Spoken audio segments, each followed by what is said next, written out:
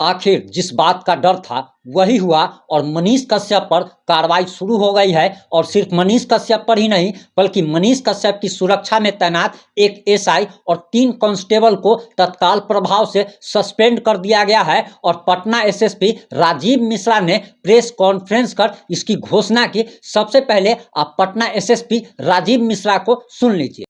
Sir, Manish Kashyap YouTuber मामले में कितने पुलिसकर्मियों पर कार्रवाई हुई? देखिए, जो एक दिन जो मनीष कश्यप हैं, जो कई मामलों में जो है फिलहाल जो है न्यायिक हिरासत में है बेऊर जेल में, उनकी उपस्थापन के दौरान जो है एक वीडियो वायरल हुआ था जिसमें वो कुछ इंटरव्यू टाइप देते हुए दिख रहे थे। इस संबंध में जो है इसकी जांच कराई गई थी।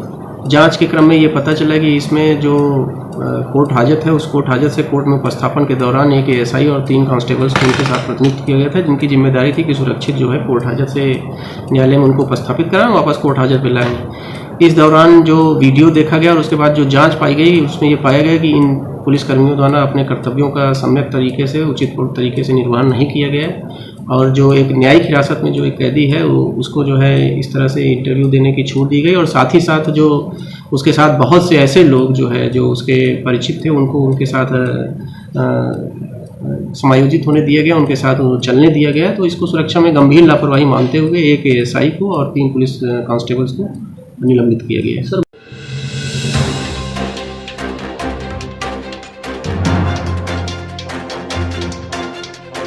नमस्कार, मैं प्रिंस कुमार सिंह और आप देख रहे हैं पॉजिटिव इंडिया। अगर अभी तक आपने चैनल को सब्सक्राइब नहीं किया है तो खबरों से अपडेट रहने के लिए कृपया चैनल को सब्सक्राइब कर लीजिए। और जो लोग ऑलरेडी कर चुके हैं उन तमाम लोग को सहृदय धन्यवाद। हमने जो आशंका जताई थी और हमने जो भविष्यवाणी की थी वो एकदम सही साबित होती हुई दिख रही है। और आपको बताते चले कि मनीष कश्यप की सुरक्षा में तैनात एक एसआई और 3 कांस्टेबल को सिर्फ सस्पेंड ही नहीं किया गया है बल्कि विभागीय जांच का भी आदेश जारी कर दिया गया है। और ये सारा कुछ ईओयू यानी कि आर्थिक अपराध इकाई के निर्देश पर हो रहा है। और इसमें बताते चले कि मनीष कश्यप ने भी इसकी आशंका जताई थी। मनीष कश्यप ने मीडिया को संबोधित करते हुए साफ साफ कह दिया था कि इन कांस्टेबल को ही सस्पेंड कर दिया जाएगा, कोई डबल स्टार और सिंगल स्टार वालों पर कोई भी कार्रवाई नहीं होगी। और ना ही उन लोगों पर कार्रवाई हुई जिस पर मनीष कश्यप ने आरोप लगाया था। आपको बताते चले कि मनीष कश्यप ने साफ साफ आरोप लगाया था कि जेल में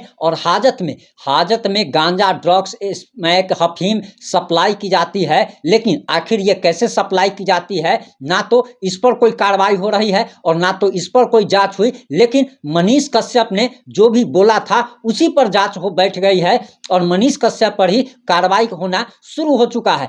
जो सूचना आ रही है, हालांकि ये अस्पष्ट सूचना है, अभी तक इसकी आधिकारिक जानकारी नहीं दी गई है, लेकिन बताया जा रहा कि मनीष कश्यप पर भी ईओयू ने यानी कि आर्थिक अपराध इकाई ने नए तरीके से एफआईआर दर्ज कर ली है। वहीं आपको बताते चले कि मनीष कश्यप का जिन लोगों ने भी वीडियो बनाया था उन लोगों पर भी कार्रवाई की तैयारी है। और सिर्फ कार्रवाई की तैयारी नहीं है बल्कि जो अस्पष्ट सूत्रों से जानकारी मिल रही है उसके अनुसार उन सभी चैनल वालों पर भी एफआईआर दर्ज कर ली गई है। वहीं आपको बताते चले कि मनीष कश्यप के समर्थकों का कहना है कि आखिर सरकार को जितना जाना है और जितनी कार्रवाई करनी है वो कर ले। और मनीष कश्यप ने भी साफ साफ उसी दिन कह दिया था कि वह किसी भी केस से डरने वाले नहीं हैं। और मनीष कश्यप ने भी इस बात की आशंका जताई थी कि अब उसके ऊपर नया फिर से एफआईआर होगा। लेकिन मनीष कश्यप ने सीना ठोक करके कहा था कि किसी भी कार्रवाई से और किसी भी एफआईआर से वो डरने वाले नहीं हैं।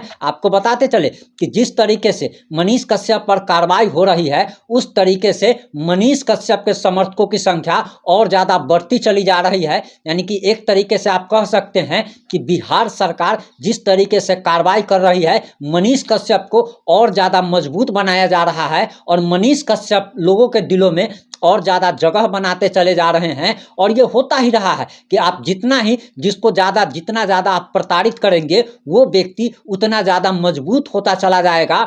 और मनीष कश्यप की तो अब पॉपुलैरिटी इतनी ज़्यादा बढ़ गई है कि मनीष कश्यप जेल से निकलेगा और सीधे सांसद और विधायक ही नहीं बल्कि अब मुख्यमंत्री बनेगा।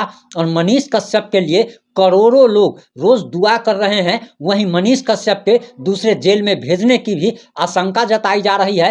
हालांकि आज शाम तक ये भी क्लियर हो जाएगा कि मनीष कश्यप बेऊर जेल में रहेंगे या बेऊर जेल से बाहर उन्हें भेजा जाएगा। हालांकि ये देखने वाली बात होगी कि सरकार क्या कड़ा कदम उठाती है, लेकिन सरकार की तरफ से, प्रशासन की तरफ से कहा जा रहा है और साफ साफ शब्दों में कहा गया है कि प्रशासन इस पर कड़े कदम उठाने जा रही है। लेकिन कड़े कदम सिर्फ मनीष कश्यप पर क्यों उठाया जा रहा है, आखिर उन लोगों पर क्यों नहीं उठाया जा रहा है जो लोग हाजत में स्मैक, अफीम, गांजा, ड्रग्स, नशीली पदार्थों का सप्लाई करते हैं। और ये कोई नई बात नहीं है। मनीष कश्यप ने जो मुद्दा उठाया है ये आखिर सालों से चलता रहा है। मनीष कश्यप ने जो भी मुद्दा उठाया है ये सालों की बीमारी है, लेकिन ये इसके बारे में सारे लोग जानते हैं। सरकार तक इससे कोई अनभिज्ञ नहीं है, सरकार की नज़रों में भी ये बात है।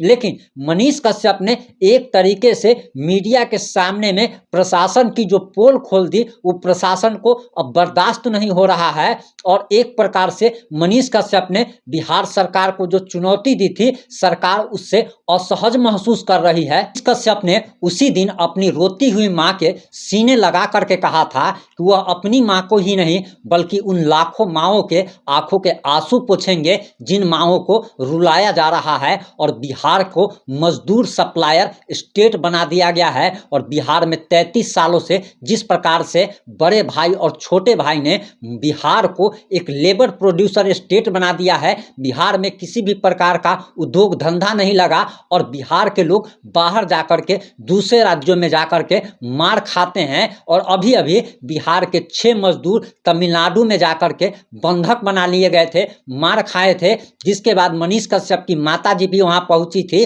और उनको आर्थिक मदद किया था। और मनीष कश्यप हमेशा लोगों की मदद करते आ रहे हैं, ये भी लोगों को पच नहीं रहा है। और लोग कहते हैं कि मनीष कश्यप को नेता बनना है, तो इस पर लोगों का कहना है कि हमें ऐसा ही नेता चाहिए, ऐसा ही व्यक्ति चाहिए जो लोगों की आंखों के आंसू पोंछ सके, लोगों की हर संभव मदद कर सके। वैसा नेता नहीं चाहिए जो सिर्फ जाति की राजनीति करता है, अपने आप को यादवों का नेता कहता है, अपने आप को कुर्मी का नेता कहता है, अपने आप को कुशवाहा का नेता कहता है, अपने आप को भूमिहार का नेता कहता हो, अपने आप को राजपूत का नेता कहता हो, लेकिन अपने जात तक का भला नहीं कर पाया हो। लेकिन जो व्यक्ति, आप जरा सोचने की बात है, जो व्यक्ति अपने जात तक की भला न कर पाए, जो व्यक्ति अपने समाज का भला न कर पाए, वो भला अपने राज्य का भला क्या कर पाएगा। और वही तेजस्वी यादव के पिताजी जो लालू प्रसाद यादव, जिनको कोर्ट में ही, और कोर्ट में आपको बताते चले कि रांची कोर्ट में खड़े होकर के खुद लालू प्रसाद यादव ने जज साहब से कहा था